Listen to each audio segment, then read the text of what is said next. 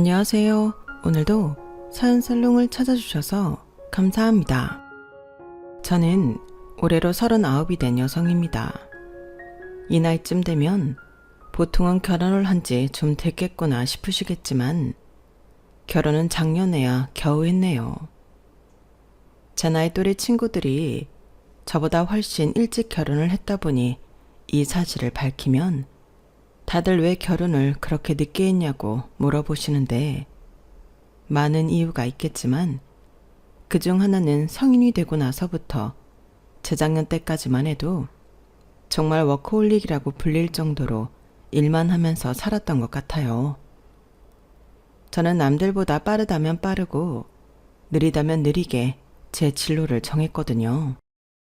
대학생 때 하고 싶은 것도 별다른 목표도 없이 오로지 가야 하니까 간 대학교에서는 어떤 수업을 들어도 등록금을 축낸다는 생각밖에 들지 않았어요.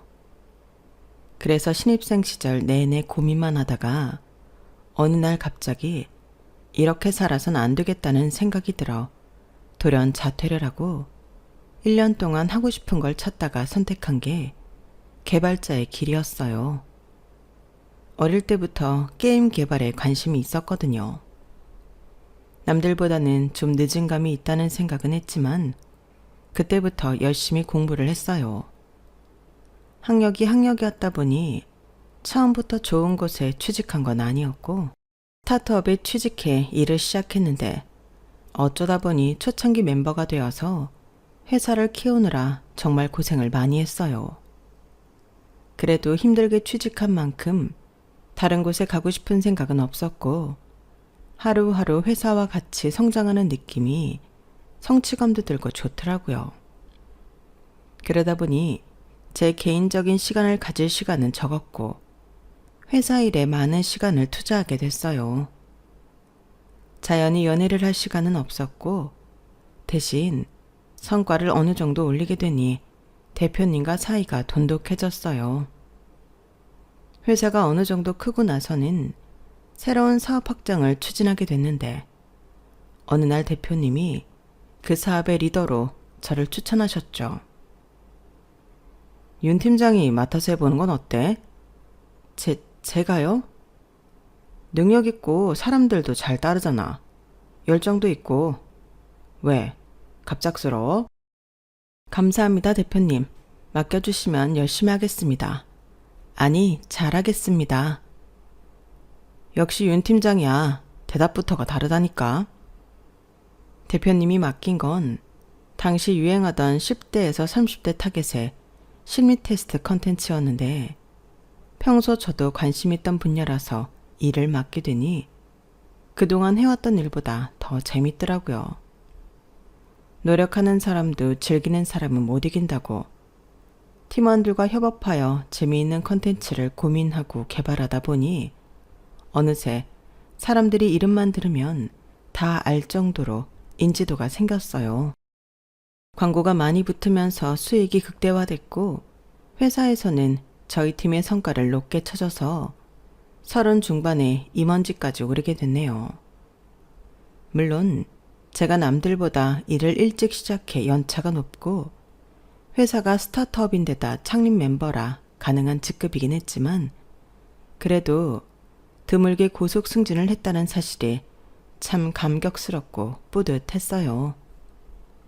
하지만 반면 임직원에 올라간 후에 문득 제 삶을 돌이켜보니 주변 사람들은 모두 결혼을 하고 제 2의 인생의 시작점에 서 있더라고요. 그동안 저도 짝을 찾고 결혼을 하려는 생각이 없었던 건 아니었지만 확실히 마음의 여유가 없었던 것 같아요.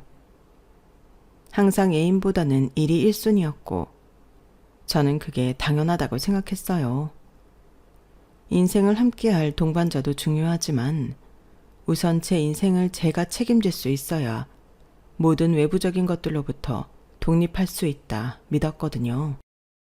그런데 막상 어느 위치까지 올라가 보고 나니 외로운 느낌이 들더라고요. 예전에는 저에게 사람도 좀 잘 만나고 결혼도 슬슬 생각해보라고 했던 친구들은 정신 차려보니 다들 아이 낳고 자신의 가정을 꾸려 충실하고 안정된 삶을 살고 있었어요. 어머, 하영이 언제 이렇게 컸어? 시간 참 빠르다. 그치, 이제 막 걸어다니고 말도 한다. 요즘 난 진짜 애 보는 맛으로 살아. 남편도 그래. 우리 애 안 낳았으면 어쩔 뻔했냐고. 이런 행복을 모르고 살았을 걸 생각하면 아찔하다니까. 친구들이 아이를 낳고 남편과 행복하게 살고 있는 모습을 보니 참 부끄러웠고, 그동안 열심히 해서 이룬 것들은 많지만 그 이룬 걸 함께 나눌 사람이 없다는 게 씁쓸하더라고요. 그런데 저는 또 한 번 뭔가에 꽂히면 그걸 맹목적으로 쫓아서 해내는 성향인지라 더 늦기 전에 결혼을 해야겠다고 마음을 먹고 나서는 말 그대로 돌진하듯이 소개팅을 했어요. 30 중반이라 그렇게 자리가 많지는 않았지만 그래도 닥치는 대로 받았죠. 어릴 땐 보는 눈이 까다로웠던 것 같은데 나이가 들고 하루가 급하다는 생각이 드니 웬만한 건 그냥 넘어가게 되더라고요. 그래도 제 조건이 조건인지라 그럭저럭 조건 맞는 인상 좋은 사람을 찾아서 겨우 연애를 시작했어요. 20대 때처럼 뜨거운 사랑은 아니었어도 무난하고 평탄하게 만날만 하더라고요. 만나다 보니 사람도 좋아졌고요. 상대방도 저랑 동갑이다 보니 결혼이 급하기는 마찬가지인 나이라 반년 정도 연애하고 나서는 속전속결로 결혼 준비까지 시작했네요. 결혼 준비할 때 얼핏 남편 쪽은 꽤나 사는 집안인데 저희 집이 평범한 공무원 집안이라서 시댁 쪽에서 그다지 탐탁치 않아 한다는 느낌을 받긴 했어요. 하지만 저에게 직접적으로 무안을 주거나 폭언을 하는 일은 없어서 괜찮겠거니 하고 넘어갔죠. 양가 인사를 갔을 때도 상견례를 했을 때도 살갑게 대해주진 않으셨지만 싫다고 싫은 티를 내시는 것도 아니라서 저도 시부모님에 대해서는 마냥 어색한 사이 그 이상도 이하의 느낌도 없었어요. 당장 제 옆에 괜찮은 사람이 있는데 사소한 이유 하나하나 따져가며 더 이상 결혼을 미루고 싶지 않다는 마음 하나 뿐이었죠.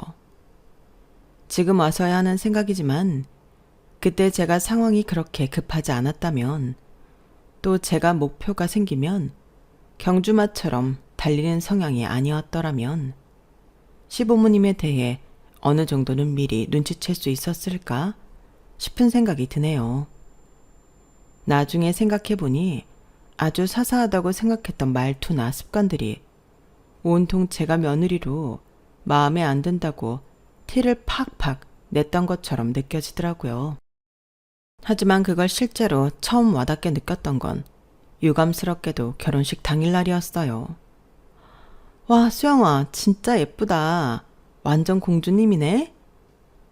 그러니까 나도 얘 맨날 일에 찌들어 있는 모습만 보다가 이렇게 작정하고 꾸민 거 보니까 너무 새롭네.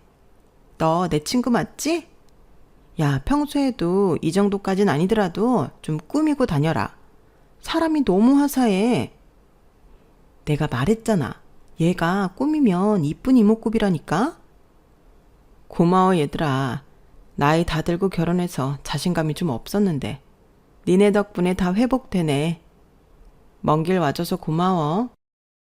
당연히 와야지. 너 이쁜 거 보니까 피로가 싹 날아간다. 친구들과 하하호호 웃고 사진을 찍다 보니 시간이 후딱 가더군요. 친구들이 떠나가고 잠깐 시간이 빈 틈을 타 어머님이 다가오시더라고요. 네 친구들이니? 네, 어머님. 네 친구들은 대학은 다들 나왔고? 네? 네.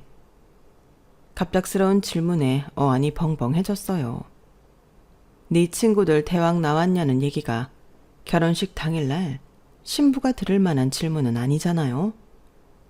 이런 얘기를 들으면 바로 받아치지 뭐 했냐는 소리 나오시겠지만 막상 당해보면 너무 어이가 없고 무슨 상황인지 바로 상황 파악이 안 돼서 머릿속이 새하얘지더라고요.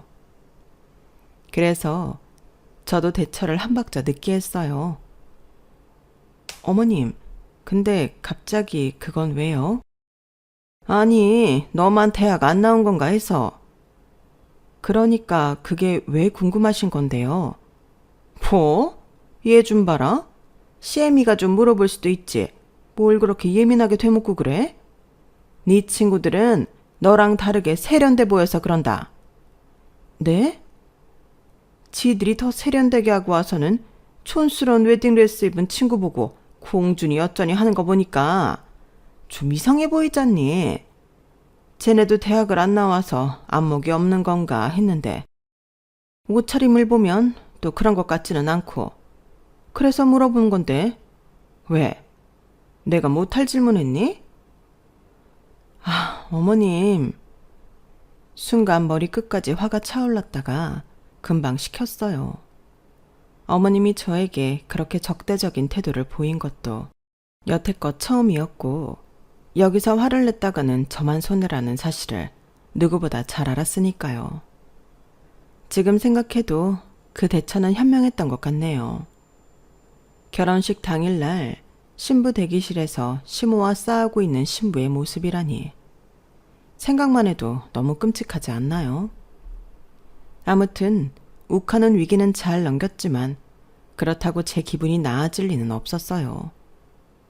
어머님이 이런 분인지조차 몰랐거든요. 결혼 준비하면서 어머님을 자주 뵙지 못하긴 했어요. 결혼 준비를 남들보다 좀 급하게 하다 보니 시간이 촉박하기도 했지만요. 제가 결혼식 당일 전까지 어머님을 뵌 건 딱 3번이었어요. 양가 부모님 인사드리러 갈 때와 상견례 때, 그리고 웨딩드레스를 고르러 갈 때요. 원래는 친정 엄마께서 꼭 따라오고 싶다고 하셨었는데 갑작스럽게 시어머니가 오신다고 하셔서 조금 불편하게 느끼신 친정 엄마께서 안 오시게 됐고 저랑 남편 그리고 시어머니 셋이서 웨딩드레스 투어를 가게 됐어요. 그때 어머님께서 지나가듯 너는 참 얼굴 보기가 힘들다 라는 말씀을 하셨는데 어머님의 갑작스러운 공격을 받고 나니 문득 그 일이 떠오르더라고요. 그땐 솔직히 드레스에 정신이 팔려있기도 했고 그 후로 별 말씀 없으셔서 그렇게 어물쩡 지나갔었어요. 그걸 잘 넘기고 나서가 진짜 문제였죠. 드레스 몇 벌 입어보고 그중에 마음에 드는 걸 추려내는 과정에서 어머님과 약간의 충돌이 있었어요. 예비 신부라면 다들 웨딩드레스 로망은 하나씩 있으실 텐데 제 로망은 팔뚝이 드러나는 튜브탑 드레스였어요. 그 드레스에 잘 어울리는 몸을 만들기 위해서 드레스 투어 전날까지도 열심히 상체 운동과 팔뚝 운동을 했을 정도로 저에게는 정말 꼭 입고 싶은 드레스였죠. 누군가는 드레스 많은데 꼭 그 디자인이어야 하나 할 수도 있겠지만 그동안 이날만을 위해 운동해온 만큼 저는 꼭 입고 싶었어요. 고생한 보람있게 입었을 때 아주 예쁘게 잘 맞더라고요. 남편 반응도 제일 좋았고요. 와, 여보, 진짜 너무 잘 어울린다. 다른 것도 예쁜데 이게 딱 당신 드레스 같아. 그치, 이걸로 할까? 나도 이것보다 더 마음에 드는 드레스는 없을 것 같은데. 좋지, 잘 어울리는데. 당신 마음에 제일 드는 걸로 해야지. 더 볼 필요 뭐 있어. 이걸로 할게요. 직원분께 이야기를 하고 갈아입으려는데 한쪽 구정에서 뭐가 그리 못마땅한지 표정을 구기고 있던 시어머니께서 갑자기 허겁지겁 달려오시더라고요. 뭐야?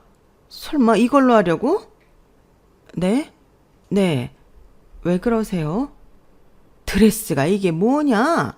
입어보는 거야 자유니까 가만히 있었더니 청숙한 거 남사스러운 거 구분도 못하고 요즘 애들 안 그래도 어깨 다 까진 드레스 입는 것도 꼴 보기 싫어 죽겠던데 넌 하물며 소매는커녕 어깨끈도 없는 이런 요사스러운 드레스를 입겠다는 거야? 네? 어머님, 이거 요즘 유행하는 드레스예요. 별로 요사스러운 것도 아니고 남사스러운 것도 아니고 그냥 평범한 디자인이에요. 반팔 드레스보다야 노출이 좀 있다고 느끼실 수 있겠지만 특별히 가슴 쪽이 파인 것도 아니고 그냥 신부들이 많이 입는 스타일이에요.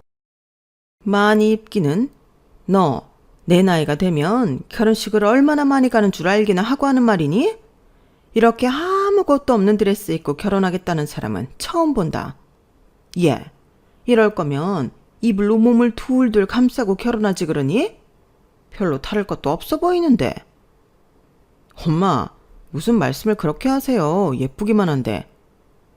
너는 네 마누라니까 이뻐 보이겠지. 온 집안 어른들 다 참석하는 자리에 저러고 오면 세상 어떤 어른이 달갑게 봐? 결혼식이 젊은이들끼리 하는 파티면 나도 아무 말 안 한다. 이건 집안 어른들도 다 참석하는 행사니까 내 말 듣는 게 나아. 웬만하면 아까 맨 처음에 입었던 반팔 드레스로 해라. 내가 뭐 목까지 꽉 막혀있는 긴팔 드레스 입으라는 소리가 아니잖니. 이 정도는 양보할 수 있지 않니?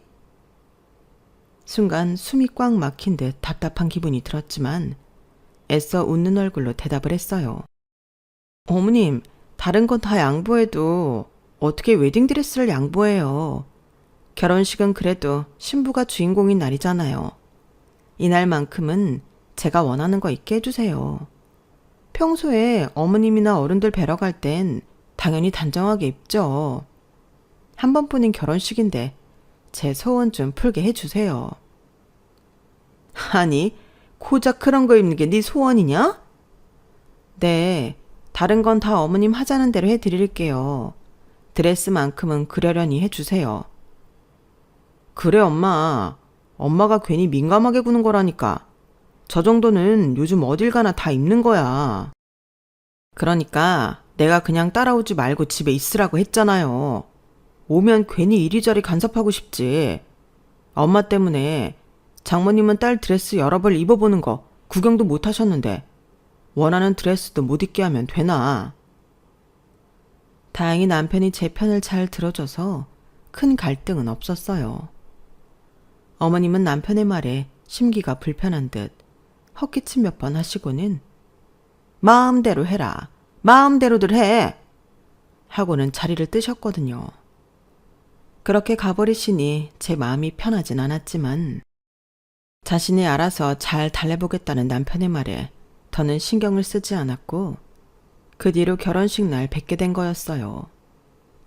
제 입장에선 다 잘 해결된 줄 알았는데 어머님께서 하필 저렇게 결혼식 당일날 일부러 그러시듯 제 신경을 긁는 말씀을 하시니 기분이 몹시 상할 수밖에 없었죠.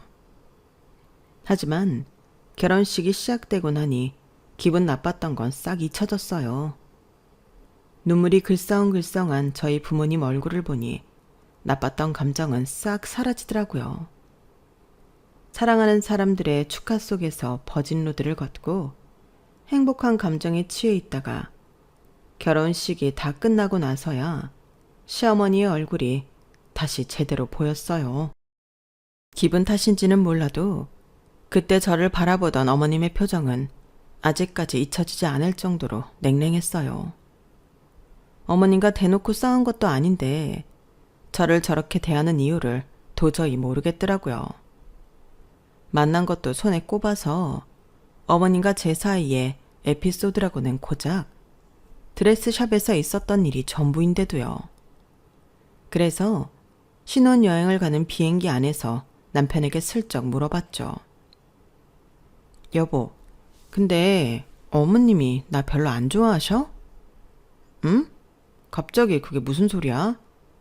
아니, 그전까지는 몰랐는데 어머님이 오늘 이상한 소리를 좀 하셔서 그리고 나 보시는 눈도 좀 차가운 것 같고. 이상한 소리? 무슨 소리? 갑자기 내 친구들 보시더니 친구들 학력을 물으시더라고.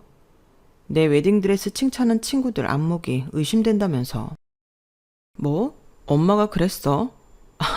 엄마 아직도 그때 일로 꽁에 있으신가 보네. 됐어. 당신은 신경 쓰지 마. 그냥 엄마가 원하는 드레스 안 입었다고 당신한테 심술 내는 거야. 그냥 이대로 넘겨도 되는 거야? 난 솔직히 아까 심장이 다 철렁했어. 어머님이 나한테 너무 공격적으로 대하셔서. 그러게, 엄마는 그런 건 좀 나중에 말씀하시지. 왜 결혼식 당일에 말씀하시냐? 많이 놀랐겠다. 다시 떠올리니 불쾌한 기억도 남편이 반응을 잘해주고 공감해주니 또 그렇게 금방 잊혀지더라고요. 지금 생각해보면 제가 참 단순했던 것도 문제였던 것 같기는 하네요.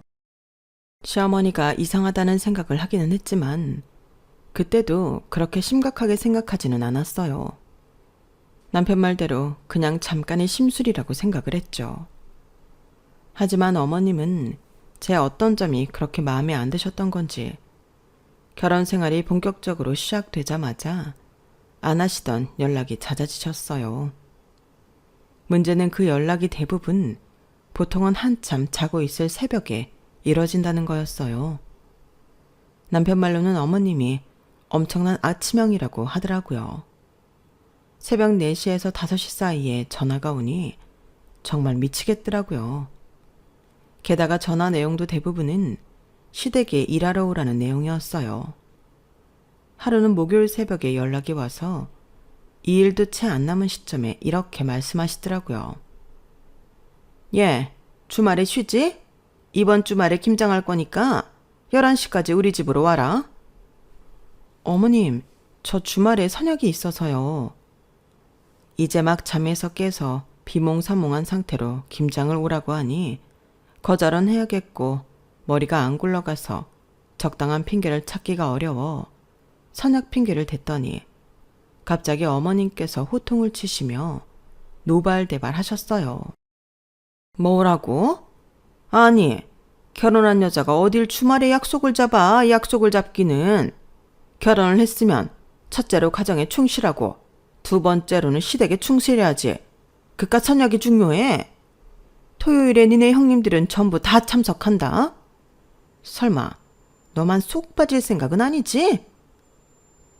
그렇게까지 말씀하시니 졸음 기운에 더 거절하기가 어려워서 일단은 알겠다고 했어요.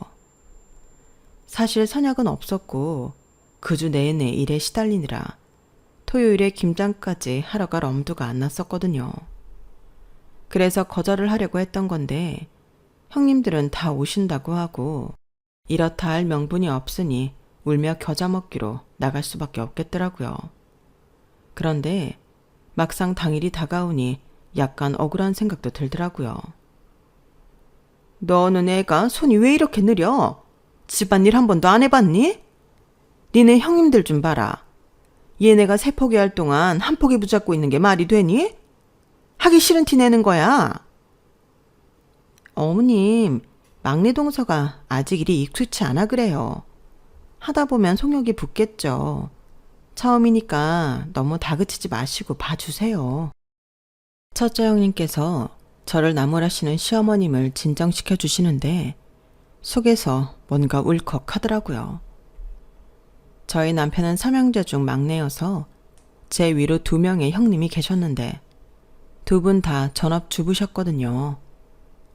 결혼한 지도 오래되셨고 집안일이나 요리 등의 가사일이 저보다 훨씬 능숙하실 수밖에 없었어요. 솔직히 말하면 저는 20대를 전부 일에 열정을 쏟아붓느라 집에서 할 줄 아는 일은 많지 않았고 결혼하고 나서도 하나하나 부딪히며 배운다는 느낌으로 하고 있었거든요. 김장도 저희 집에서는 잘 안 해먹고 사먹는 분위기라 경험이 많이 없어서 당연히 형님들과 속도 차이가 날 수밖에 없다는 생각이 들었어요. 그런데 마치 저를 쓸모없는 사람을 취급하시는 걸 보니 문득 서럽더라고요. 그래도 결혼을 했으면 여자가 일을 이 정도는 할 줄 알아야지. 어디 가서 저렇게 일하고 오면 욕 먹는다. 막내 똥처는 회사 일을 하잖아요. 그동안 집안일 배울 시간이 없었을 거예요. 저희가 더 빨리 하면 되죠. 안 그래 동서? 감사하게도 형님들께서 저를 열심히 보호해 주셨지만 어머님께는 딱히 씨알도 먹히지 않는 듯 했어요. 어머님은 제가 일하는 내내 옆에 붙어서 갈구셨고 마지막에 김장한다고 고생했다고 삶은 수육도 제 접시에는 콩알만큼만 덜어주시더라고요. 고생들 했다. 고생한 만큼 담았으니까 열심히 일한 사람은 많이 먹고 적게 일한 사람은 적게 먹어라. 원래 그게 맞는 거야. 순간 저도 모르게 표정이 어두워졌지만 형님들이 어색한 미소로 분위기를 적당히 넘긴 뒤 어머님이 보시지 않는 틈을 타 저에게 고기를 더 덜어주시더라고요. 너무 맛있다. 그치 동서? 고생했으니까 많이 먹어. 어머님이 좀 괴팍하시지? 동서가 좀 그러려니 하고 이해해. 어머님 원래 저러세요? 저는 솔직히 너무 당황스러워서요.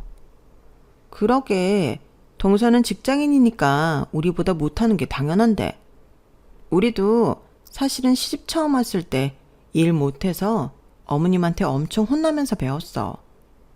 우리 둘은 시집 온 시기가 거의 비슷해서 같이 혼나면서 배웠다지만 동서는 전업주부가 아니니까 딱히 그럴 필요도 없을 것 같은데 왜 그러실까? 이런 대화를 하면서도 개인적으로 좀 답답했던 건 형님들이 착해도 너무 착하고 순하다는 거였어요. 사실 전업주부던 직장인이던 시어머니가 며느리를 집안일 미숙하다고 혼내는 게 당연한 건 아니잖아요. 좋게 말하면 긍정적인 걸 수는 있지만 형님들은 어차피 배워두면 좋은 거다 생각하고 어머님의 갈굼을 함께 견뎌오신 것 같더라고요. 두 형님들께서 그렇게 견뎌내셨으니 어머님 입장에선 제 태도가 반항적이라고 느끼실 수도 있겠다는 생각은 들더라고요. 그렇다고 저는 형님들처럼 부당한 대우를 가만히 견디고 싶지는 않았어요. 수유까진 어찌저찌 형님들의 달램을 통해 넘어갔는데 어머님께서는 마지막 집에 갈 때까지 저에 대한 차별을 멈추지 않으시더라고요. 자, 너는 느릿느릿해서 많이 못했으니까 한 포기만 가져가라. 저희가 그날 김장을 정말 꽤 많이 했거든요. 각자 10포기씩은 한 것 같은데 다 어디 가고 형님들에겐 5포기씩 주고 저는 딸랑 한 포기 주시는데 순간 열이 확 올랐어요. 어머님, 제가 형님들에 비해서 빨리 일을 못한 건 맞지만 딸랑 한 포기 가져갈 정도로 일을 못하진 않았잖아요. 제가 한 것만 해도 8포기 정도는 될 텐데 어떻게 손 느리다고 딸랑 한 포기만 주세요. 이거 저만 먹는 것도 아니고 어머님 막내 아들도 같이 먹는 거예요. 뭐? 그러게 누가 일을 그렇게 느리게 하래? 자기가 일을 못해놓고 누구 탓을 하는 거야? 그래놓고 감히 내 아들을 들먹여? 내 아들 잘 먹이고 싶었으면 네가 뼈 빠지게 일을 했었어야지. 너 직장인이라는 핑계로 일 못한다면서 남들보다 일 적게 하는 거 그게 얼마나 악질적인 건 줄 알기나 알아? 형님들이 가만히 이해해주고 있으니까 그게 진짜 당연한 건 줄 알아? 까불지 말고 주는 대로 받아. 참, 그렇게까지 말씀하시는데 더 우겨서 받아내기도 치사하고 옆에서 곤란해하며 말리시는 형님들 생각하니 더 감정 상하고 싶지 않아서 관뒀어요.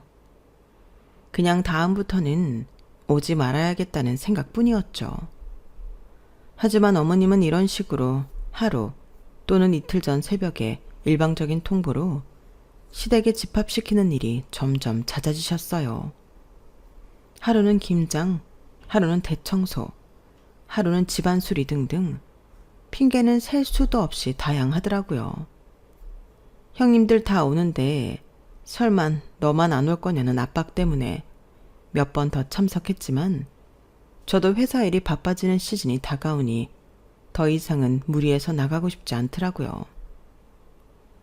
어머님, 죄송하지만 저 이번엔 정말로 못 갈 것 같아요. 그리고 웬만하면 점심시간 때쯤 연락해 주시면 좋겠어요.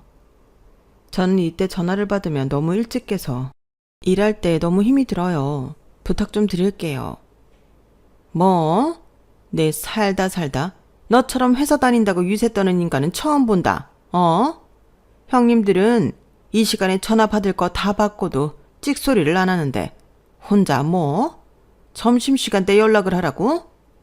내가 며느리한테 할 말이 있다는데 시간까지 확인해가면서 눈치 보고 말해야 돼? 그게 아니라요, 어머님. 그 시간에 다른 분한테 전화를 해보세요. 받으시나. 며느리들이니까 이 시간에 전화해도 받는 거죠. 아니면 저 말고 남편한테 전화해서 전달해 주세요. 아들이니까 더 편하실 거 아니에요. 너는 대체 예뻐할 구석을 눈 씻고 찾아볼 래도 없다. 평생 보고 살 거 말이라도 좀 예쁘게 하면 덧나니? 그냥 너한테 연락하지 말라 이거니? 나도 너 와서 일조차 똑바로 안 하는 거 보면 내 속이 다 터지고 꼴도 보기 싫은데. 그렇다고 소외시키기도 그래서 부르는 거야. 내가 뭐 너 예뻐서 부르는 줄 알아? 정말 새벽에 그런 폭언들을 들으니 저도 이성이 확 날아가더라고요. 차라리 어머님과 대판 싸우고 연을 끊는 한이 있더라도 할 말은 해야겠다 싶은 생각이 확 들었어요. 네, 어머님. 그러면 저 안 부르시는 게 어머님한테도 좋으시겠네요. 저도 어머님 속이 그렇게 썩으신다는데 굳이 얼굴 비춰서 어머님 힘들게 해드리고 싶진 않아서요. 아쉽지만 어쩔 수 없죠. 집안 행사 있을 때만 나갈게요. 너는 지금 그걸 말이라고 해? 기가 막혀. 얘가 아침부터 시애미 혈압을 확 올리네. 그래, 너 잘났다. 너 집안 행사 때 놓을 필요 없다. 한 번이라도 우리 집에 오기만 해봐. 내가 가만 안 둘 테니까. 네, 어머님. 건강하시고 행복하세요. 짜증이 나서 저 말만 하고 확 끊어버렸어요. 그 뒤로 어머님께 전화가 몇 통 더 왔는데 차단해버렸네요. 이래도 되나 싶은데 저도 업무 스트레스가 과다한 상태에 잠도 부족한데 새벽 4시에 저런 전화를 받고 있으니 감정 조절이 잘 안 되더라고요. 꼭 전해 들어야 할 이야기가 있으면 남편이 해주겠지 싶어서 별로 걱정은 없었어요. 남편은 제가 이렇게 괴롭힘 당하는 동안 뭘 하고 있었나 싶으시겠지만 남편에게 따로 말을 못한 이유가 있기는 했어요. 결혼하고 나서 남편이 지방으로 갑자기 발령이 나는 바람에 완전히 주말 부부가 되어버렸거든요. 그래서 새벽 4시마다 전화가 오는 것도 나중에 알았고 주말에 가끔 불려가는 것도 가끔 남편이 토요일 근무를 할 때 불려가는 거라 남편을 만나면 오랜만에 만나서 굳이 기분 안 좋은 얘기를 하기 싫었고 시댁 얘기다 보니 혹시나 싸움으로 번질 수도 있을 것 같아서 그냥 안 하고 넘겼네요. 남편은 어머님이 결혼 이후 저를 좀 피곤하게 한다는 것 정도로만 알고 있었어요. 하지만 여기까지 온 이상 남편에게 말을 안 할 수가 없더라고요. 여보, 그런 일이 있었으면 나한테 얘기를 하지 그랬어. 내가 괜히 미안하네. 아니야, 뭐 좋은 일도 아니고. 그냥 어머님이랑 그렇게 됐으니까 당신도 이젠 알아야 될 것 같아서. 그래, 뭐 그동안 그렇게 괴롭혔던 거면 차라리 잘 된 건지도 모르겠다. 집안 행사엔 나 혼자 참석할게. 좀 시간 지나고 괜찮아지시길 기도해보자. 남편은 다행히도 제 편을 들어주었고 그 이후부터는 정말로 혼자 집안 행사를 다녔어요. 시어머니야 차단한 지 오래니 연락을 하고 싶어도 못하셨지만 제가 시댁에 발길을 끄느니 의외로 형님들에게서 연락이 번갈아 오더라고요. 동서, 어머님이 그렇게 나쁜 분만은 아냐. 우리가 자리 만들어 줄 테니까 그만 화 풀고 어머님이랑 화해해. 그래, 남편이랑 관계도 있는데 시댁 그렇게 너무 모르쇠해도 부부 사이에 좋지 않아. 동서가 한번 져준다 생각하고 시댁 와주면 나머지는 우리가 알아서 다 해줄게. 시어머니랑 평생 담 쌓고 살 수는 없잖아. 형님, 정말 죄송하지만 저는 시댁에 돌아가고 싶은 생각이 없어요.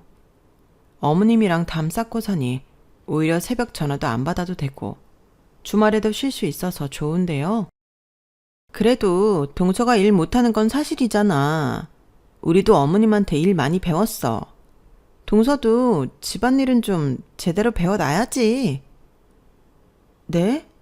갑자기 여기서 그 얘기가 왜 나와요? 아니, 말이 그렇다는 거지. 시댁 나으라는 얘기야. 형님들의 터무니없는 회유에 어이가 없더라고요. 그래도 그동안 남편과 저의 관계를 위해 나오라는 건 줄 알았는데 시댁 집안일 할 사람이 하나 더 필요해서 저를 자꾸 부르는 것 같다는 확신이 생기더군요. 집안일은 제가 친정엄마한테 알아서 배울 테니 시어머니는 형님들이 잘 모셔주세요. 저는 저희 친정엄마한테 잘해드릴 시간도 모자라서요. 저는 시댁이랑 담 쌓고 오히려 삶이 쾌적해져서 절대 돌아가고 싶지 않아요. 유감이지만 형님들이 고생 좀 더 해주세요. 그렇게 말을 하고 전화를 끝내니 정말 천년 묵은 원한이 쑥 내려가는 기분이 들더라고요. 그 전화 이후로는 형님들의 연락도 끊겼어요. 형님들은 좋은 분들은 맞았지만 정말 답답해도 너무 답답해서 저랑 결이 맞는 분들은 아닌 것 같더라고요. 답답한 사람들끼리 답답하게 살면 되지. 왜 괜히 속마음 제대로 숨기지도 못할 거 저까지 끌어들이려고 했다가 들어서 좋을 거 없는 소리 겨이 듣고 마는 건지 참 끝까지 심란하더라고요. 어쨌든 형님들도 그 전화는 내심 상처였는지 전화가 오지 않으셨고 저도 좀 죄송하긴 했지만 어쩔 수 없는 부분이라고 생각했어요. 그러던 어느 날 갑자기 형님들께서 남편이 없는 주말에 저희 집에 말도 없이 찾아오셨더라고요. 누가 초인종을 울리길래 인터폰으로 확인해 보니 형님 두 분께서 화면을 가득 채우고 있어 놀라서 얼른 문을 열어들었어요. 어머, 연락도 없이 무슨 일이세요? 내가 며느리 보러 오는데 연락도 미리 해야 되니? 어차피 넌 나 차단했잖니. 이 못돼 처먹은 거사. 갑자기 형님들 사이로 시어머니가 불쑥 튀어나오셔서 정말 기절초풍할 뻔했네요. 어머님이 몸집이 왜소하셔서 전혀 안 보였거든요. 어머님, 여긴 웬일이세요? 네가 하도 잘난 척을 하시길래 대체 얼마나 잘해놓고 사나 보러 왔다. 나도 내 막내 아들이 어떻게 살고 있는지는 알아야 하지 않겠어? 어머님은 집에 들어오시더니 갑자기 탁자나 선반 위, 장시장 같은 곳들을 손가락으로 쓸고 다니더라고요. 그런 세부적인 곳들 청소는 제가 주말에 하루 쉬고 일요일에 하고 있어서 일주일 동안 쌓여있던 먼지가 어머님 손에 붙어 있었어요. 아, 이 더러운 거 봐라. 이 먼지 구덩이에서 어떻게 사니? 내 이럴 줄 알았지. 집안일 알아서 하겠다는 놈 치고 내가 제대로 하는 놈을 못 봤다. 어머님, 지금 뭐 하시는 거예요? 뭐 하긴 확인하는 거지. 세상에, 빨래는 이 모양 이 지경으로 쌓아놓고는 집에 있는 날인데 뭐 하니? 당장 이것부터 돌려라. 예고도 없이 찾아오셔서 이게 뭐 하시는 거예요? 저는 형님들이 오신 줄 알고 열어드린 건데 어머님이랑 저랑은 얼굴 안 보고 살기로 한 거 아니었어요? 뭐야? 인연이 보자보자 하니까? 어머님이 제게 달려드는 걸 양쪽에서 형님들이 붙잡아 겨우 말렸어요. 이쯤 되니까 형님들도 너무 짜증나더라고요. 착한 척하면서 저를 매기는 것 같은 느낌이 확 들었거든요. 야, 너 고졸인 주제에 벌면 얼마나 번다고 이렇게 집안은 개판을 해놓고 시댁이랑은 주말에 좀 부른다고 담을 쌓고 살아 살기는. 네가 그 돈 벌어서 뭐 우리 집을 먹여 살기를 할 수가 있어? 뭘 할 수가 있어? 코딱지만한 월급 그거 벌겠다고 시댁 식구들은 다 팽개쳐놓고 너 그게 남편한테 할 짓이야? 어차피 고졸 출신이라 뼈빠지가 이래 봐야 승진도 못하고 평생 밑바닥지급일 텐데 이따위로 살 거면 때려치고 부엌대기나 해. 그래 동서, 우리도 다 좋은 대학 나왔는데 전업주부 하잖아. 여자는 일 욕심 좀 버려야 해. 그래야 가정이 행복해. 그래, 어차피 여자들은 고졸해. 나중에 임신까지 하면 회사 생활 오래 하지도 못해. 차라리 집 열심히 관리하고 남편 잘 내조하고 예쁜 아이 낳아 기르는 게 여자 인생에는 최고야. 두 형님들은 마치 시어머니한테 세뇌라도 당한 듯이 그딴 말들을 읊는데 그 장면이 정말 소름 끼치고 징그러웠어요. 저는 제일 사랑하고 관둘 생각 없어요. 제가 쌓아놓은 것들 포기할 생각도 없고요. 네가 쌓아온 게 뭔데? 네가 평생을 쌓아봐야 우리 막내보다 못 볼 거면서? 아, 못 들으셨나 보네요. 제가 남편보다 많이 버는 거. 뭐? 이건 저도 어머님과 대화하며 처음 알게 된 사실이었는데 제 입으로 시댁 식구들에게 남편보다 직급도 높고 잘 번다는 얘기를 굳이 할 필요는 없으니 안 하고 있었거든요. 그래도 어느 정도 제 경제 상황에 대해서는 알고 계실 줄 알았는데 남편도 따로 이야기는 안 한 모양이었어요.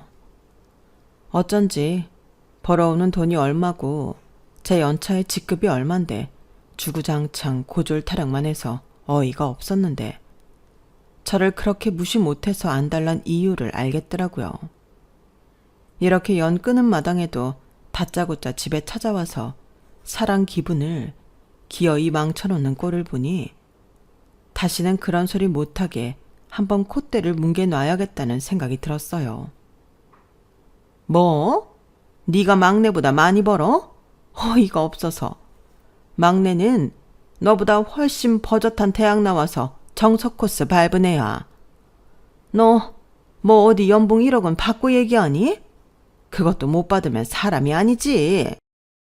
연봉 1억이요? 됐고요. 보여드릴 게 있으니 따라오기나 하세요. 저는 어리둥절한 형님들과 시어머니를 태우고 회사에 갔어요. 한참 바쁜 시기라 출근해서 일을 하고 있던 직원들이 몇 있어서 저를 보고는 깜짝 놀라더라고요. 본부장님, 주말에 웬일이세요? 본부장? 회사가 파격적으로 성장해 사옥도 새로 지었던 덕분에 때깔도 좋았고 제가 일하는 방을 따로 보여주니 시댁 식구들이 그야말로 사색이 되더군요. 책상 위에 떡하니 제 이름 3글자가 새겨진 명패와 본부장 직함 확인을 하고는 3분 다 꿀먹은 벙어리가 됐어요. 본부장이면 직급이 얼마나 높은 건진 알고 계시는 거죠. 뭐 제가 남편보다 못 볼 것 같다고요? 남편은 고작 해봐야 이제 차장인데 차장이랑 본부장 차이가 얼마나 나는지는 아세요? 아, 3분 다 회사를 안 다녀보셔서 모르시려나? 본부장이면 많이 벌기는 하겠네요, 어머님. 그러게요. 나는 동서가 하도 검소하게 다녀서 회사에서 이렇게 높은 직급일 줄은 몰랐네. 이 정도 직급이면 계속 다닌 게 맞지. 우리가 오해를 했네. 형님들은 찍소리도 못하고 제 눈치만 살살 보고 있는 와중에도 어머님은 꽤나 자존심이 상하셨는지 입을 꾹 다물고 계시더라고요. 어머님, 저 여기 그만두면요. 어머님 막내 아들 뼈 빠지게 고생해야 돼요. 어머님 아들이 편하게 사는 게 다 제가 열심히 일해서 그래요. 저 그만두면 남편이 가끔 갖다 드리는 목돈도 없어지는 거예요. 이제 아시겠죠? 그래, 뭐 생각보단 제법 하고 사는구나. 그럼 저 여기 계속 다녀도 되겠죠? 방해 안 하실 거죠? 그래. 고졸이라고 무시도 안 하실 거고요. 그래, 알았다. 알겠다고. 어머님은 갑자기 역정을 내시더니 방을 휙 나가버리셨어요. 남아있는 형님들은 서로 어색하게 바라보더니 어머님을 붙잡는 신용을 하러 급하게 나가더군요. 어머님 어디 가세요? 셋 다 벙쪄서 저러고 있는 꼴을 보니 정말 기가 막히고 어이가 없어서 뒤늦게 웃기더라고요. 그날 이후로는 정말로 연락이 싹 끊겼어요. 형님들한테 마저도요. 굳이 이렇게까지 해야 되나 싶기도 하지만 이렇게라도 하지 않았으면 아직도 시달렸을지도 모른다고 생각하면 아찔하네요. 사람을 학력만 보고 무시하더니 차라리 잘 됐어요. 나이 들면 무언가 잘못된 점이 있어도 주변에 고쳐주려는 사람도 적고 그럴 기회도 없는데 어쩌면 밖에서는 못 얻을 가르침을 제가 대신 드린 게 아닌가 싶거든요. 본인들이 어떤 세상에 살고 있는지 몰라도 사람들이 생각보다 꽤나 다양한 모습으로 자신만의 길을 가고 있다는 걸 저 고리타분한 사람들이 깨우치는 계기가 됐다면 좋겠네요.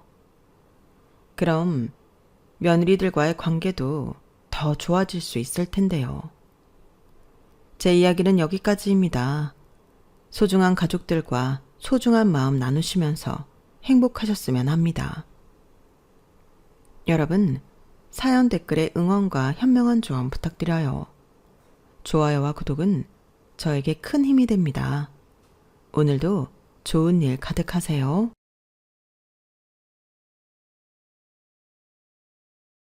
안녕하세요. 오늘도 사연 살롱을 찾아주셔서 감사합니다. 누구든 저의 출생 이야기를 들으면 저를 가엾고 안타까운 시선으로 쳐다봅니다. 하지만 지금의 새 부모님 밑에서 이렇게나 좋은 건 먹고 보고 경험하며 살아왔던 이야기를 꺼내면 모두 경이로운 눈빛으로 저를 보죠. 태어날 때부터 세상에게 버림받았던 저를 이렇게 좋은 사람으로 성장하게 해주신 저희 아빠, 엄마에 대해서 여러분께 들려드리고 싶네요. 저는 저를 낳아주신 부모님에 대한 기억이 전혀 없어요. 그래서 오히려 그분들이 그립지도 밉지도 않아요. 버려져 있는 갓난 아기를 한 수녀님이 돌봐주시다 보육원에서 생활하게 되었어요. 버려지는 것이 무엇인지 고아라는 것이 뭔지도 모르는 저는 그냥 어린 아이였어요. 제 또래 아이들과 장난치고 놀고 밥 먹고 잠자는 게 제 일상의 전부였죠. 가끔 자원봉사자들이 와서 저희와 놀아주고 선물도 주고는 하셨어요. 그 중에서도 저는 항상 그분이 오시는 날만 손꼽아 기다렸어요. 그분이 바로 지금의 저희 아빠예요. 처음부터 아빠라고 불렀던 것은 아니었어요. 다른 봉사자분들과 똑같이 선생님이라고 불렀죠. 한휘성 선생님. 한 선생님은 정말 좋은 분이셨어요.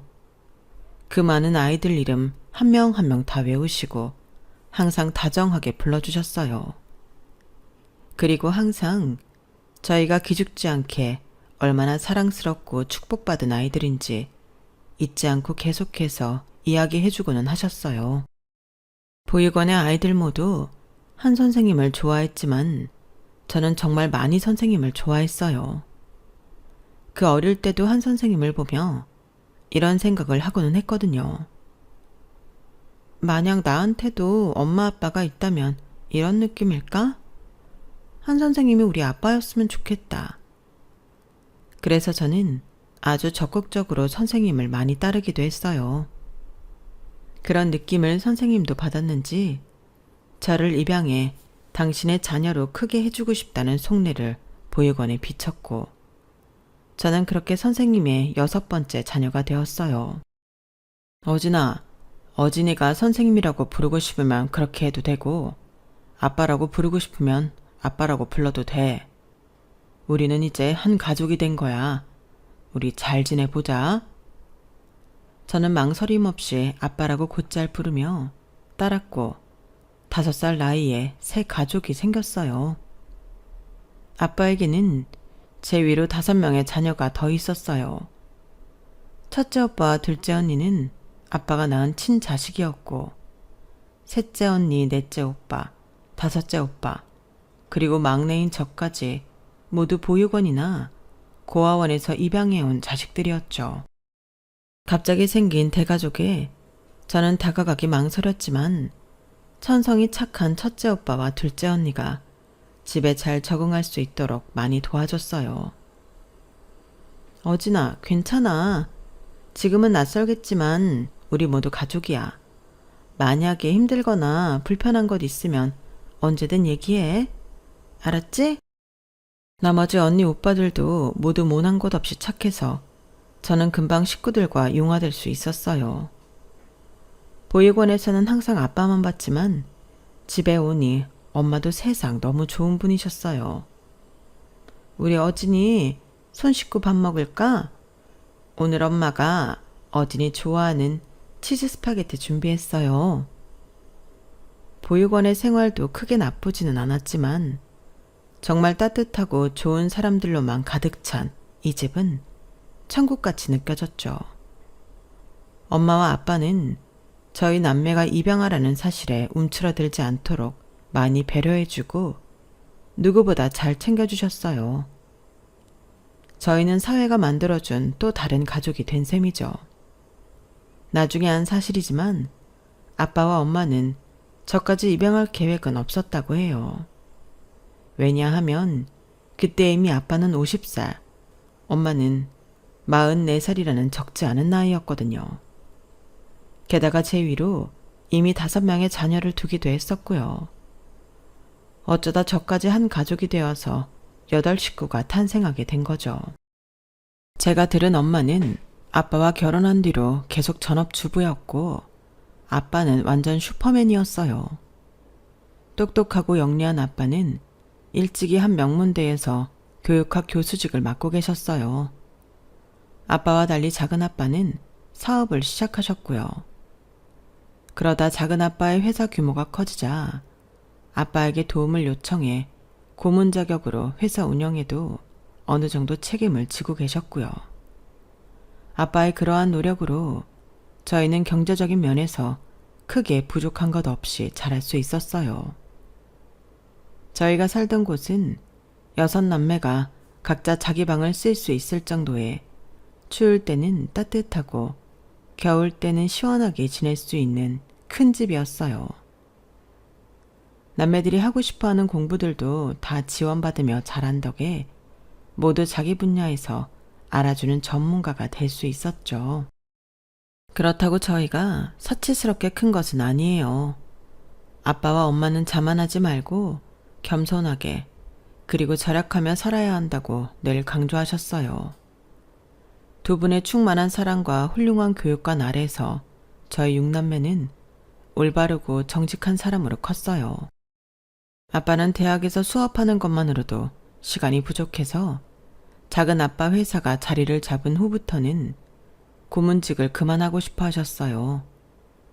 하지만 실행력은 좋지만 운영 능력이 조금 뒤처졌던 작은 아빠는 아빠에게 계속 도움을 요청했어요. 결국 아빠는 건강이 나빠지고 나서야 이 모든 일에서 손을 뗄 수가 있었어요. 하지만 더 슬픈 일은 교수 일도 더 이상 할 수 없을 정도로 몸이 나빠지고 말았던 거예요. 막내인 제가 대학을 막 졸업할 때쯤 아빠는 희귀암 선고를 받았어요. 게다가 치료 도중 약물 부작용으로 시력까지 거의 잃고 말았어요. 언제나 좋은 일만 하고 착한 마음으로 세상을 살아온 아빠에게 왜 이런 시련이 닥쳤는지 알 수 없어 수도 없이 하늘을 원망했어요. 하지만 걱정하는 저희 남매들의 마음을 이미 알고 오히려 아빠는 더 씩씩한 모습을 보이며 되려 유머러스한 농담으로 저희를 웃게 만드셨어요. 우리 아들, 딸들 너무 걱정하지 마. 예전에 나는 내 두 눈으로 아름답고 밝고 예쁜 것들을 충분히 많이 봤어. 이제는 눈이 좀 쉴 때가 되어서 내 눈이 알아서 불을 끈 거니까 그렇게 상심하지 않아도 돼. 안 보이면 안 보이는 대로 고요하고 차분한 세상이 느껴진단다. 아빠는 지금 괜찮아. 그래도 불행 중 다행인 일도 하나 있었어요.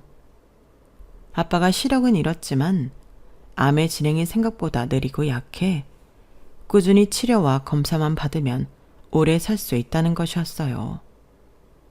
우리는 그것에라도 감사하며 시간이 날 때마다 아빠와 더 많은 시간을 보내기 위해 노력했어요. 작은 아빠는 아빠의 병원이 모두 자기 때문이라고 탓하며 술만 드시면 언제나 미안하다고 사과를 하러 오시고는 했어요. 형, 미안해. 나 때문에 이렇게 못된 암도 걸리고 앞도 못 보게 되고 내가 죽일 놈이야. 내가 정말 정말 미안해. 진성아, 뭐가 미안해. 그런 말 하지 마. 형이 회사 일 이제 발 빼고 싶다고 했을 때 내가 그냥 놔줄걸. 학교 일만으로도 힘들고 바쁠 텐데 이 못난 동생 때문에 회사 일까지 맡아주느라고. 그때 형한테 징징거리면서 계속 도와달라고 했던 거 정말 미안해. 형이 다 나 때문에 스트레스 받아서 이렇게 아픈 거야. 얌마, 아니라니까. 나도 회사 고문일 하면서 많이 배웠고 즐거웠어. 그리고 회사가 이렇게 크게 성장하는데 내가 조금이라도 기여를 했다고 해주니 더 기뻐. 진성이 너 때문이 아니고 그냥 내가 병이 올 차례였던 거야. 미안해하지 마. 작은 아빠는 마음의 짐을 조금이라도 덜고 싶다며 엄마와 아빠가 평생 놀고 먹어도 남을 만큼의 현금 재산을 챙겨주었고 그 외에도 건물, 아파트 땅 등을 엄마 아빠 앞으로 여러 남겨주었어요. 그 돈을 모두 합치면 저희 6남매가 결혼해서 자식을 낳고 또 그 자식들한테까지 혜택이 갈 수 있을 정도로 많았어요. 하지만 우리 남매 중 그 누구도 아빠 엄마의 재산을 탐내지 않았고 아빠의 건강만 다들 염려할 뿐이었어요. 아빠가 학교를 나갈 수 없게 된 후로 많은 제자들이 직접 찾아오고는 했어요. 제자분들 중에는 아빠처럼 교육자의 길을 걷거나 다른 분야에서도 이름을 알린 분들도 많았어요. 그 중에서 매년 인사를 오시는 박광군 선생님도 계셨어요. 아빠를 진심으로 존경하고 따랐던 제자 중 한 분이었는데 아빠와는 아주 각별한 인연이 있기도 했죠. 아빠는 저를 입양하고도 꽤 오랫동안 주기적으로 보육원에 방문해 아이들과 시간을 보내고는 했어요. 그때 안타깝게도 어린 자녀를 사고로 잃은 박 선생님이 어지러운 마음에 교수님인 아빠를 따라 함께 봉사를 다녔다고 해요. 그리고 저를 포함해 이미 4명이나 입양을 한 아빠를 보며 박 선생님 부부 역시 다른 고아원에서 아이 2를 입양하기로 결심했다고 해요. 박 선생님 말에 의하면 입양 결정에 대해 당시 아빠는 굉장히 단호하고 날카롭게 말씀했다고 하더군요. 박군, 쟤네 아이가 죽었다고 저 아이들을 대체품으로 입양하는 거면 난 절대로 반댈세. 저 아이들 자체로 사랑해주고 품어줄 자신이 있다면 데려가고 그냥 내가 애들 입양한 것이 쉬워 보여서 그런 것이라면 그 결심을 빨리 거두게나. 아닙니다. 교수님이 내 아이나 입양한 것을 보고 용기를 얻은 것은 부정하지 않겠습니다. 하지만 죽은 우리 아이의 대체용으로 생각해 데려가는 것은 절대 아닙니다. 제 친자식보다 더 사랑하고 정성을 다해 기르고 싶습니다. 저 아이들에게 진정한 부모가 되어주겠습니다. 그 후 박 선생님 부부는 어렵게 2명을 입양하게 되었어요. 그리고 정말 정성스럽게 아이들을 보살펴 주셨죠. 2 아이 모두 공부를 좋아하고 영리해서 박 선생님이 일찍이 해외로 보내 공부를 시키느라 저 역시 만나본 적은 없지만 서로에 대한 이야기는 많이 들었어요. 안녕하세요, 박 선생님. 어진아, 오랜만이구나. 잘 지내셨어요? 나야 뭐 늘 잘 지내지. 얼마 전에 첫째가 또 미국에 오라고 그래서 다녀왔어. 정말요? 완전 좋으시겠다.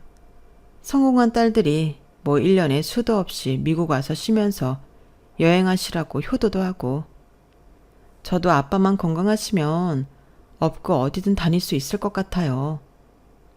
녀석 참 말도 이쁘게 하네. 큰애는 얼마 전에 거기서 결혼했어. 그 친구도 미국에 와서 자리 잡은 지 꽤 된 모양이더라고. 둘째는 계속 미국에 있다가 얼마 전에 스카웃돼서 영국으로 건너갔어. 우와, 선생님 딸들 진짜 대단해요. 얼마나 행복하세요. 내가 뭐 해준 거 있나. 다 자기들이 알아서 잘한 거지. 박군 자네도 최선을 다했지. 예전에 자네가 아이들 입양하겠다고 대뜸 말했을 때 내가 모질게 말했던 거 사과함세. 아닙니다, 선생님. 선생님 덕분에 제가 아이들을 거둘 용기가 생겼던 것은 맞는걸요. 그리고 선생님이 염려하셨던 부분도 저 다 이해합니다. 혹시라도 먼저 간 우리 아이 생각에 책임감 없이 입양했다가 모두에게 안 좋은 결과를 가져올까 걱정하셨던 것이잖아요. 저도 이제 나이가 60입니다. 선생님 마음 다 알고 말고요. 애들이 그렇게 훌륭하게 커주니 더 바랄 게 없겠구만. 한국에서 자주 보지 못해서 아쉽기는 하겠어. 네, 아쉽기는 하지만 뭐 어디서든 애들이 행복하다면 다 좋습니다. 박 선생님은 교육학을 배우다가 나중에 심리학 쪽으로 더 심도 있게 공부를 하셔서 당신이 졸업한 모교의 강단에 서시는 분이었어요. 똑같이 대학 교수가 되었다는 것에 용기 있게 새로운 가족을 읽었다는 면에서 참 아빠와 닮은 점이 많으셨죠. 박 선생님이 정말 훌륭하신 분이라 두 사람 모두 그렇게 잘 큰 거예요. 참 어지나.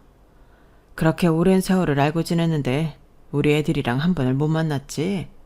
다음번에 한국 잠깐 들어오면 내가 어떻게 해서든 자리 마련할 테니 다 같이 한번 만나자꾸나. 네, 너무 좋아요. 정말 꼭 만나보고 싶어요. 사실 저희 남매들이나 박 선생님의 두 딸들 모두 서로 이방으로 이뤄진 가족이란 걸 알고 있었어요. 하지만 두 딸이 어린 나이부터 해외에 거주한 터라 실제로 같이 만날 기회가 없었어요. 그저 박 선생님이 보여주시는 사진으로 서로 커가는 과정을 알고 있을 뿐이었죠. 이것 봐. 그네 결혼 때 가서 찍은 사진이야. 어머, 너무 예뻐요. 이렇게 바다가 보이는 곳에서 하는 결혼식도 완전 로맨틱해요. 우리 어진이도 이제 시집 가야지. 그러게요. 우리 아빠한테 빨리 떡두꺼비 같은 손주 안겨드려야 할 텐데 말이에요. 박 선생님, 늦었지만 첫째 따님 결혼 정말 축하드려요. 고맙다, 어진아. 그리고 얼마 후 저는 회사 동료를 통해서 한 남자를 알게 되었어요. 훤칠하고 뽀얀 얼굴에 크고 긴 손이 아주 매력적인 남자였어요. 그 남자와는 처음부터 대화도 잘 통하고 맞는 구석이 많다고 느껴졌어요. 다행히 상대방도 저에 대해 좋은 호감을 갖고 있었고 저희는 얼마 지나지 않아 연인으로 발전하게 되었죠. 남자친구는 배려심 많고 좋은 사람이었어요. 그와 함께 있으면 항상 즐겁고 의지가 되었죠. 그래서인지 저는 그에게 제 가족 배경에 대해 숨기고 싶지 않았어요. 제 입양 사실과 남매들의 이야기를 했을 때 오히려 그는 제게 이렇게 말하더군요. 와, 아버님이랑 어머님이 정말 훌륭하신 분들이구나. 쉽지 않았을 텐데 너무 대단하시다. 그리고 너무 감사하네. 두 분 덕분에 이렇게 우리 어진이를 만나게 됐잖아. 어진이 부모님 빨리 만나보고 싶어. 좋아. 다음에 같이 인사드리러 가자. 근데 어진아, 나 궁금한 게 있어. 뭔데? 어릴 때 입양되었으면 지금 아빠 성으로 바꿀 수도 있었을 텐데 왜 아직도 이 어진으로 사는 거야? 둘째 언니부터 두 오빠들 그리고 나까지 우리는 모두 성씨가 달라. 그건 아빠 뜻이기도 했어. 아버님이? 우리는 이렇게 만나 한 가족이 되었지만 다른 한편으로는 우리의 뿌리를 잊지 말라고. 아빠 성으로 바꾸는 것보다 우리가 각자 주체적이고 소중한 사람이라는 걸 잊지 말라고 그러셨어. 우리가 입양으로 이루어진 가족이라는 걸 식구들 중 어느 누구도 창피해하지 않아. 어디 가서든 당당하게 말해. 우리는 이렇게 두 번째로 이뤄진 식구라고. 그렇구나. 들으면 들을수록 아버님이 진짜 멋진 분이신 것 같아. 우리가 억지로 아빠의 한시성을 맞추는 건 원하지 않으셨던 것 같아. 정말 쉽지 않은 일이셨을 텐데 존경스러워. 우리 아빠랑 엄마 정말 좋아. 하지만 모든 일이 다 그렇게 순조롭게 흘러간 것은 아니었어요. 어진아, 나 사실 너한테 말할 게 있어. 말해봐. 뭔데? 우리 엄마는 나랑 생각이 좀 다를 수도 있어서 미리 말해두는 게 좋을 것 같아. 엄마는 학벌, 출신, 명예 이런 것들을 좀 중요하게 생각하는 분이야.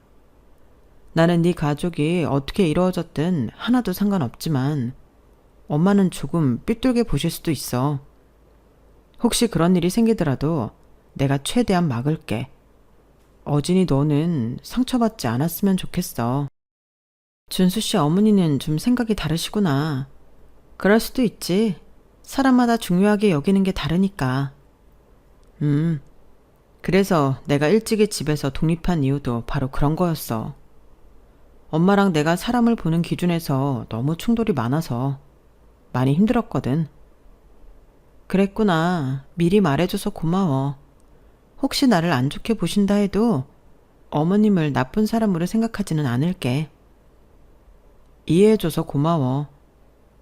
남자친구와 저 둘 다 30대이기도 하고 많이 좋아해 서로 결혼을 원하고 있었어요. 가족들에게 남자친구에 대한 이야기를 전하고 정식으로 집에 인사를 오게 되었어요. 안녕하세요. 어진이 남자친구 고준수입니다. 반가워요. 어진이한테 말 많이 들었어요. 실제로 보니 훨씬 더 잘생겼네요. 내가 지금 몸이 좀 불편해서 앉아서 인사를 다 하네요. 미안해요. 이해해줘요. 아닙니다, 아버님. 지금 치료 중에 계시다는 말은 들었습니다. 얼른 쾌차하셨으면 좋겠습니다. 최근에 허리와 다리 상태도 안 좋아진 아빠는 휠체어 생활을 했어요. 항암도 100% 완전히 성공한 것은 아니어서 아빠의 몸 상태가 좋은 편은 아니었죠.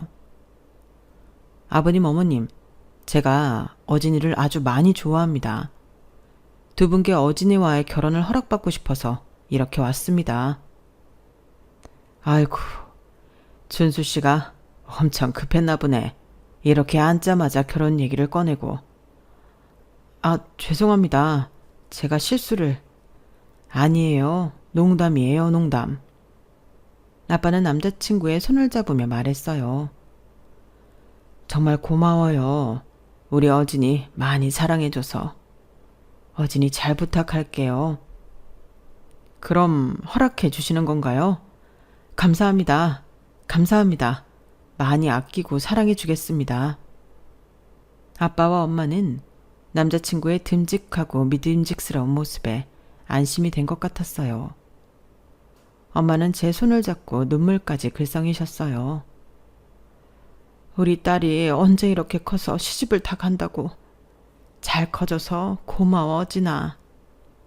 엄마, 그게 무슨 말이에요? 다 엄마랑 아빠 덕분에 제가 지금 있는 거잖아요.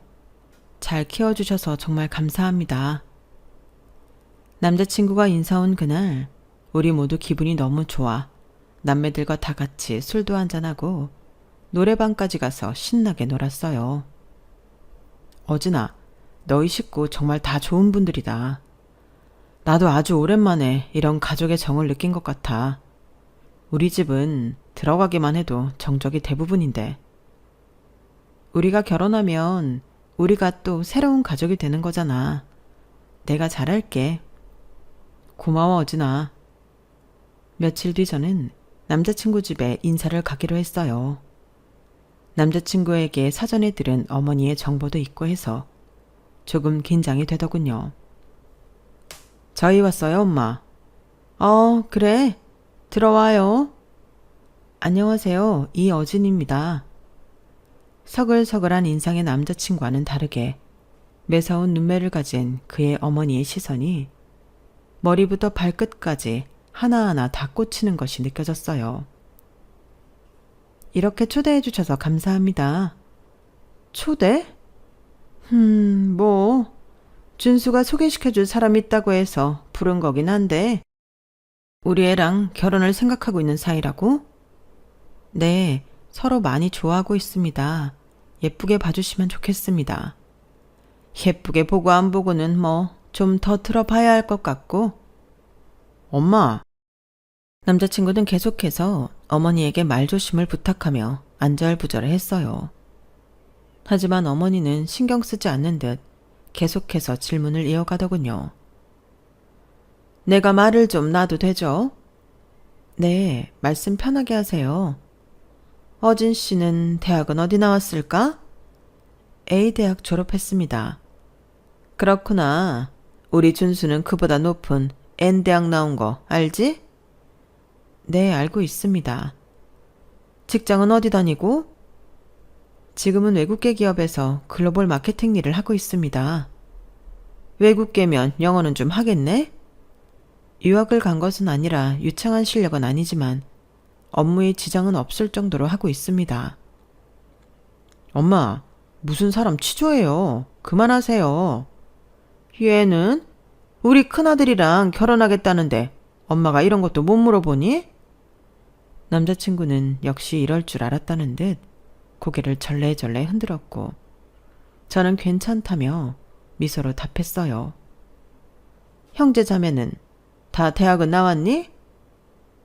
네, 저까지 6남매인데 모두 좋은 성적으로 대학을 졸업해 각자 분야에서 열심히 하고 있습니다. 6? 형제가 6이나 돼? 무슨 형제가 그렇게 많대? 그럼 다 결혼은 했나? 저와 제 위에 5째 오빠만 빼고 다들 결혼해서 아이도 낳고 잘 살고 있습니다. 조카까지 다 하면 완전 대가족이겠네. 우리 준수, 어진 씨랑 결혼하면 신경 쓸 일 많겠는데? 아니요, 대가족은 맞지만 모두 욕심 없이 뭐든 도와주려고 하는 분들이어서요. 어머니가 걱정하시는 그런 일은 없을 겁니다. 그거야 상황이 닥치면 어떻게 되는지 모를 일이고. 부모님은 다 계시지? 나이가 어떻게 되시나? 네, 저희 아빠는 80세 조금 넘으셨고 엄마는 2살 어리세요. 아빠가 80? 형제자매도 그렇게 많은데 도대체 몇 살에 어진 씨를 낳은 거야? 아무래도 남자친구가 저에 관한 이야기를 어머니에게 사전에 하지 않은 눈치더군요. 아무래도 상관없었어요. 제 입으로 직접 말하는 것이 더 설명이 잘 될 테니까요. 사실 저희는 입양가족입니다. 첫째 오빠와 둘째 언니만 지금 엄마 아빠 친자식이고 그 밑으로는 입양을 통해 가족이 되었습니다. 뭐? 입양? 지금 입양이라고 그랬어? 네. 하지만 지금 30년 넘게 다들 너무 잘 지내고 있습니다. 내가 잘들 지내냐고 물어본 게 아니잖아. 입양이 웬 말이야? 준수, 너 알고 있었어? 네, 알고 있었어요. 그런데도 여기에 이 아가씨를 데려온 거야? 엄마, 내가 결혼할 사람이에요. 그러니까 입양되어서 자기 친부모가 누구인지도 모르는 사람이랑 지금 결혼하겠다고 데려온 거냐고. 엄마, 제발. 얼음장 같은 분위기가 이어졌어요. 마음 불편하실 거 압니다. 제가 입양하라는 것에 대해서요. 하지만 저희 부모님 한 번도 저한테 눈치를 주시거나 구박하신 적 없습니다. 다른 형제들한테도 마찬가지고요. 훌륭한 교육관과 따스함 속에서 저희 모두 잘 성장했습니다. 물론 입양에 대한 편견이 있으시겠지만 저희 가족은 정말 그 누구보다 서로 아끼고 잘 지냅니다. 남자친구의 어머니는 이미 제 눈을 쳐다보지도 않으시더군요. 저는 이야기 도중 화가 나서 몇 번이나 일어나려는 남자친구를 붙잡고 다시 차근차근 설명을 했어요. 부모님 밑에서 자라면서 불편함 같은 거 전혀 느끼지 못하고 컸습니다. 어진 씨가 큰 과정은 내가 모르겠고, 그럼 부모님 다 그렇게 연세가 많으니 일도 못하고 집에만 계시겠네? 저희 엄마는 계속 전업주부였고 아빠는 지금 아프시기 전까지는 뭐? 아파? 나이도 많은데 아프기까지 해? 제 말을 잘라 가로챈 어머니는 목소리 톤까지 높여가며 제게 물었어요. 도대체 늙고 아프고 일도 못하는 노인이 둘이나 있는 집 아가씨가 우리 준수랑 왜 결혼을 하겠다는 거야? 남의 아들 그 집 가서 얼마나 생고생을 시키려고. 그게 아니라요. 비록 두 분 다 연세도 있고 건강이 조금 염려가 되기는 하지만 어머니가 걱정하실 정도로 어려운 상황은 아니에요. 결혼 승낙 받아야 하는데 어진 씨가 지금 뭔 말이든 못할까? 세상에나 80이나 된 부모의 입양 애들까지 6 형제. 도대체 무슨 집이 그래? 정말 듣도 보도 못한 집이네. 이해하기 힘드신다는 거 압니다. 그래도 저희 아빠가 아프시기 전에 하신 일들이 정말 대단한. 준수 동생 있는 거 알죠? 네, 미국에 있다는 얘기 들었습니다. 우리 둘째 정수가 작년에 미국에서 결혼을 했거든. 우리 며느리가 얼굴도 예쁘고 능력도 엄청나. 거기 사돈 아가씨도 뭐 해외 곳곳에서 스카우트 제안을 받는 엄청난 인재더라고. 아, 네. 참 딸들을 하나같이 다 잘 키우셨다 했는데 알고 보니 우리 사돈이 그 똑똑하다는 교수님이시더라고. 방송국에서도 출연 한번 해달라고 사정을 하고 책도 내신 아주 유명한 심리학 박사이면서 교수님. 하나를 보면 열을 안다고. 아버지가 그렇게 훌륭한 분인데 그 밑에서 이상한 돌연변이가 나올 수 있겠냐는 말이야. 그런데 어진 씨네는 뭐? 80살? 거기에 병치레까지? 입양 형제들? 내가 이런 결혼을 시키려고 우리 준수 그렇게 열심히 키운 거 아니야? 어진 씨도 나중에 자식 낳아보면 알 거야. 어느 엄마가 자기 아들을 어진 씨 같은 집에 보내고 싶겠나? 밥도 안 먹었는데 가슴이 꽉 하고 얹힌 것 같네. 엄마, 사람 말을 끝까지 들어봐. 어진이네 부모님은 됐어. 고준수 너. 이 결혼할 거면 엄마랑 영 끊고 사는 건 줄 알아.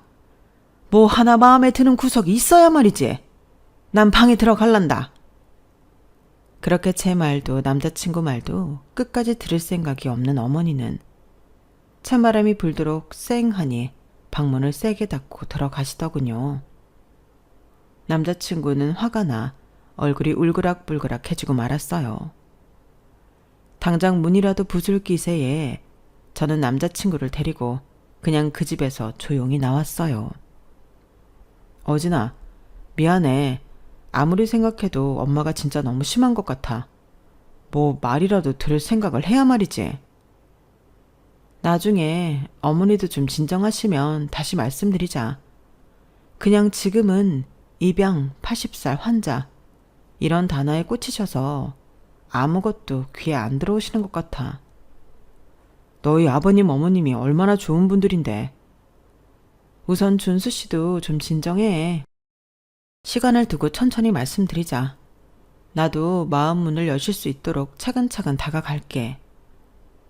남자친구는 미안하다며 눈물까지 보이더군요. 저는 오히려 괜찮다고 그를 다독였지만 저 역시 속상하기는 마찬가지였죠. 며칠 뒤 남자친구가 다시 한번 어머니를 찾아가 제 집안 사정에 대해서 말을 했다고 하더군요. 엄마, 어진이네 집 그냥 보이는 게 다가 아니야. 어진이 아버지도 유명한 교수님이셨어. 어진이 작은아빠가 사업한다고 해서 그 회사 일도 봐주신 적 있고 아이들 봉사 다니시다가 입양 결정도 하셨던 거고 비록 늦은 나이에 어린이를 자식으로 삼으셨지만 정말 사랑이 얼마나 가득한 분인데 연세가 80이 넘었으면 멀쩡한 사람도 아픈 게 당연한데 어진의 아버지는 긍정적인 분이라 그나마 지금까지 버티고 계시는 거야. 엄마는 왜 어진이 말은 하나도 들을 생각을 안 하고 인사 온 사람을 그렇게 무안줘? 어머니는 남자친구의 이야기를 가만히 다 듣더니 과거에 교수였다는 말에 살짝 움찔했다고 하더군요. 결국 한 방에 오케이 사인이 떨어진 것은 아니지만 정말 어렵게 남자친구 쪽에서도 결혼하려는 답을 얻었어요. 여기까지 오는 과정에 남자친구는 실제로 어머니와 손절하고 살겠다며 실랑이도 했었고 저희 가족 앞에서 무릎을 꿇며 죄송하다고 사과하는 등 많은 사건이 있었죠. 어쨌든 우여곡절 끝에 우리의 상견례 날이 되었고 저보다 엄마 아빠가 더 떨고 계시더군요. 벌써 시집장가 보낸 애들이 넷이나 되는데 왜 이렇게 어진이 상견례가 유독 긴장이 되지? 당신은 안 그래? 나도 그래. 여기까지 오기까지 너무 힘들어서 그랬나. 아휴, 만나지도 않았는데 벌써 지치는 느낌이야. 오늘 괜찮겠지? 오늘이 문제야.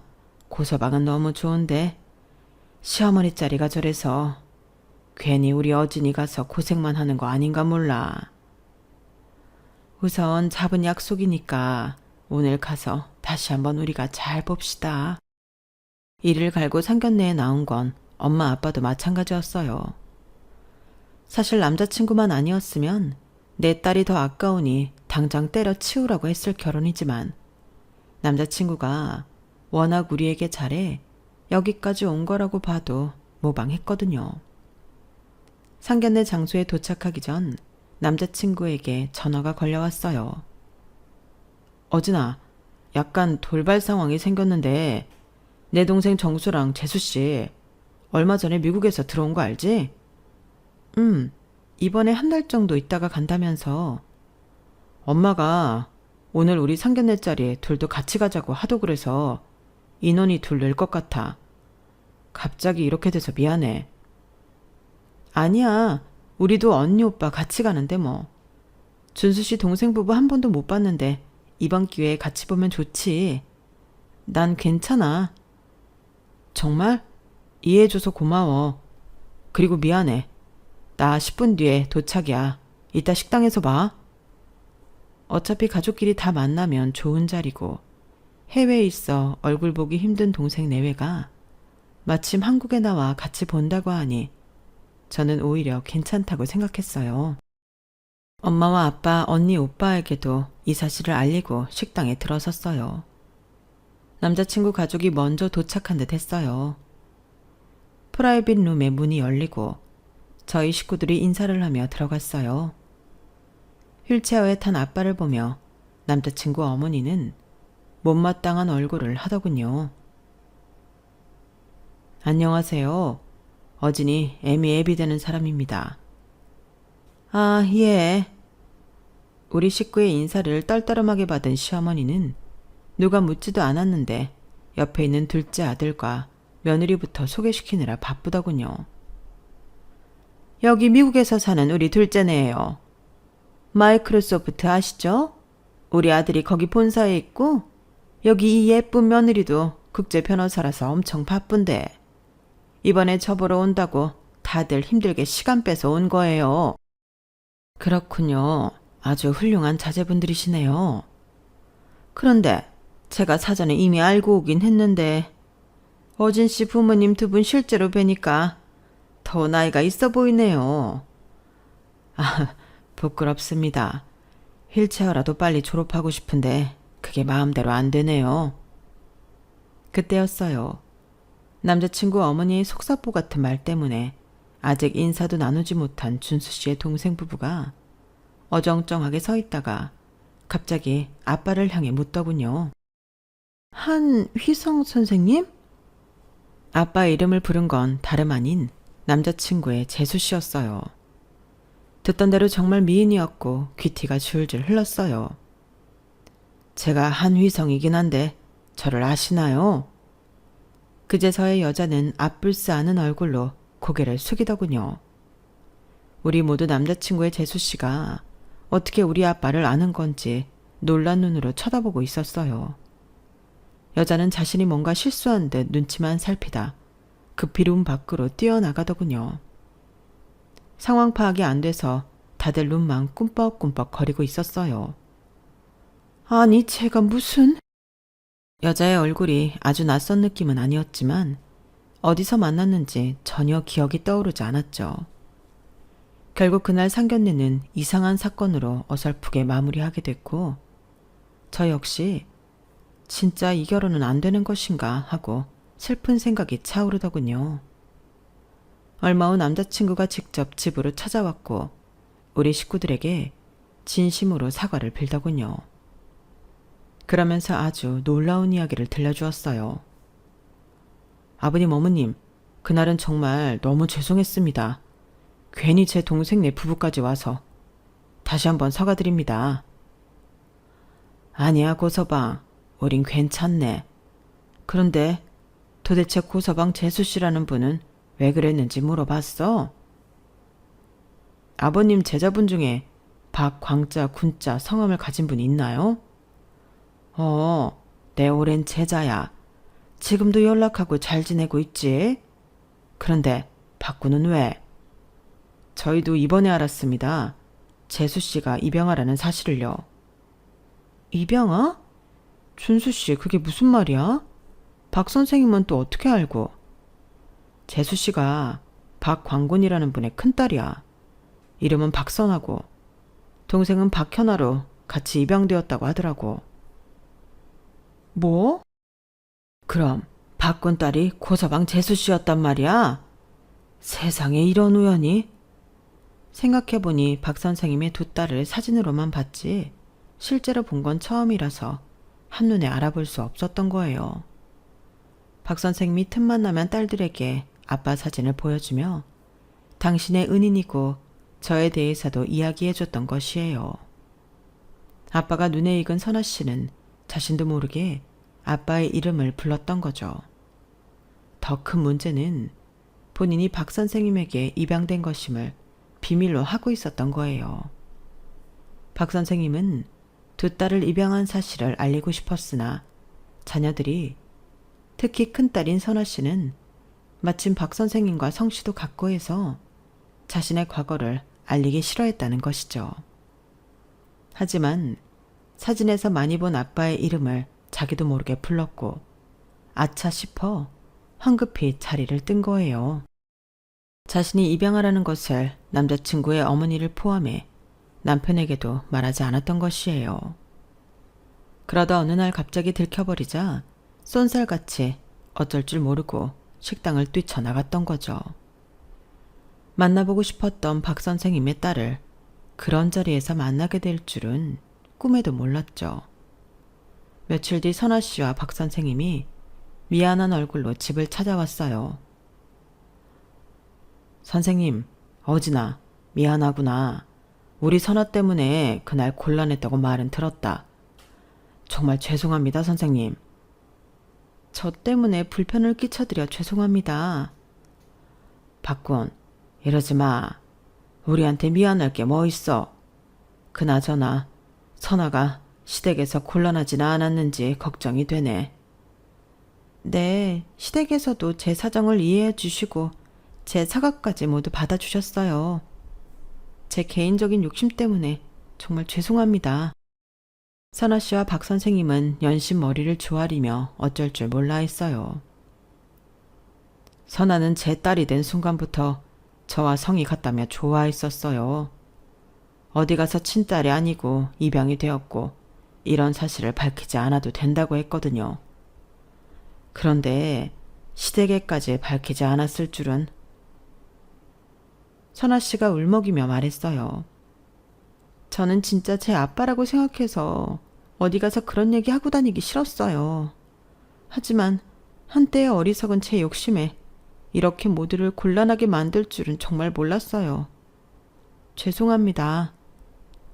다들 숙연해지더군요. 그날 서로가 서로에게 미안한 감정은 말하지 않아도 다들 아는 것 같았어요.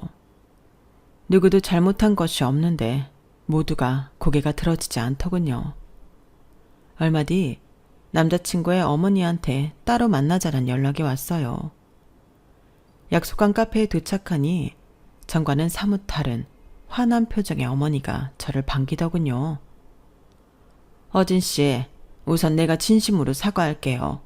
이번 일로 나도 반성 많이 하게 되었어요. 사람이 보이는 게 다가 아닌데 미안해요. 염치 없지만 어진 씨가 우리 준수랑 꼭 결혼해줬으면 해요. 그리고 어제 둘째 며느리 이야기 다 들었어요. 이제라도 그렇게 알게 된 것에 감사하며 우리는 둘째도 모두 받아들이기로 했어요. 전에 보였던 제 우악스러운 모습 잊어줘요. 앞으로 내가 어진 씨한테 더 잘해줄게요. 저보다 한참 어른인데도 제게 고개를 숙여 사과하고 잘못을 인정하는 모습에 저는 남자친구의 어머니를 다시 보게 되었어요. 그 후 몇 개월 뒤 저와 준수 씨는 많은 이의 축복을 받으며 부부가 되었고 행복한 신혼생활을 시작했어요. 선아 씨, 아니 동선은 서방님과 미국에 돌아가 다시 새 출발을 했고 2달 뒤 또 한국에 나오면 그때는 저희 가족 박 선생님까지 다 같이 만나기로 했어요. 서로 모른 채로 살 수도 있었던 인연인데 이렇게 연결된다는 게 너무 놀랍지 않나요? 아직 휠체어를 벗어나지는 못했지만 하루하루 즐겁게 보내시려고 하는 아빠를 보며 저는 가슴 깊이 감사함과 따스함을 다시 한번 느껴요. 지금의 엄마와 아빠가 안 계셨다면 이런 행복도 알 수 없었겠죠. 글을 마치면서 오늘도 사랑하는 가족들을 만나러 갈까 해요. 제 이야기는 여기까지예요. 들어주셔서 감사합니다. 사랑하는 가족들과 행복하시길 바랍니다. 여러분, 사연 댓글에 응원과 현명한 조언 부탁드려요. 좋아요와 구독은 저에게 큰 힘이 됩니다. 오늘도 좋은 일 가득하세요.